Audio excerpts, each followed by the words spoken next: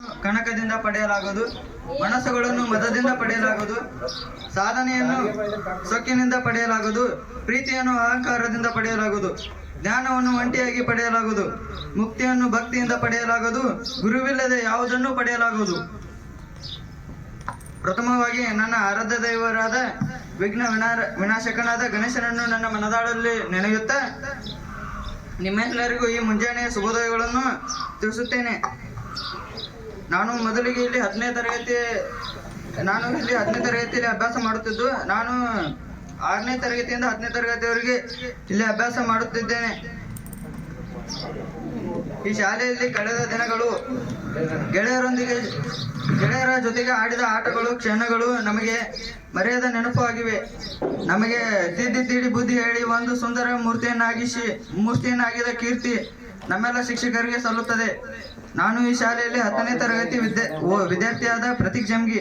ನಾನು 8ನೇ ತರಗತಿಯಿಂದ ಶಾಲೆಯ ಹಾಸ್ಟೆಲ್ ನಲ್ಲಿ ಉಳಿದಿದ್ದು, ನನಗೆ ಈ ಸಂದರ್ಭದಲ್ಲಿ ನಾನು ಪ್ರಥಮ ಬಾರಿಗೆ ಇಲ್ಲಿ ಬಂದಾಗ ಮೊದಲು ನನಗೆ ಭಯವಾಗುತ್ತಿತ್ತು. ಅದ ನಂತರ ಸ್ನೇಹಿತರೊಂದಿಗೆ ಕೂಡಿ ನಾನು ಇಲ್ಲಿಯವರೆಗೆ ಕಲಿಯುತ್ತಾ ಬಂದೆ. ನನಗೆ ಈ ಸಂದರ್ಭದಲ್ಲಿ ಈ ಶಾಲೆ ಮತ್ತು ಈ ಶಿಕ್ಷಕರು ಹಾಗೂ ಸ್ನೇಹಿತರನ್ನು ಬಿಟ್ಟು ಹೋಗಬೇಕಾಗಿ ದುಃಖವೂ ಹಾಗೂ ಮುಂದಿನ ಉತ್ತಮ ಶಿಕ್ಷಣಕ್ಕಾಗಿ ಈ ಶಾಲೆಯ ಕೊಡುಗೆ ಅಪಾರವಾಗಿದೆ. ಆದ್ದರಿಂದ ಸಂತೋಷವೂ ಆಗುತ್ತೆ. ಕಾಗುಣಿತ ತಪ್ಪಾಯಿತು ಅಂತ 10,000 ಸಾರಿ ಬರೆದು ಅಕ್ಷರ ದುಂಡಾಗುವಂತೆ ಮಾಡಿದ ಕರಂಡೆ ಸರ್ ಹಾಗೂ ನದಾಬ್ ಸರ್ ಅವರಿಗೆ ನನ್ನ ನಮನಗಳು.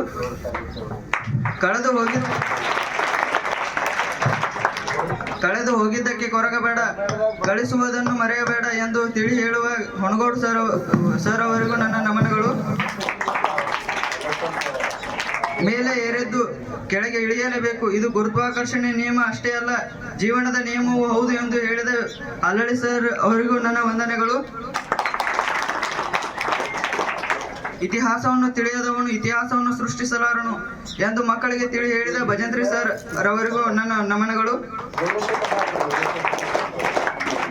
ತಪ್ಪು ಮಾಡಿದಾಗ ದಂಡಿಸಿ ಬುದ್ಧಿ ಹೇಳಿದ ಮಕಾನಿ ಸರ್ ಹಾಗೂ ಶೇಗಾವಿ ಸರ್ ಅವರಿಗೂ ನಮನಗಳು.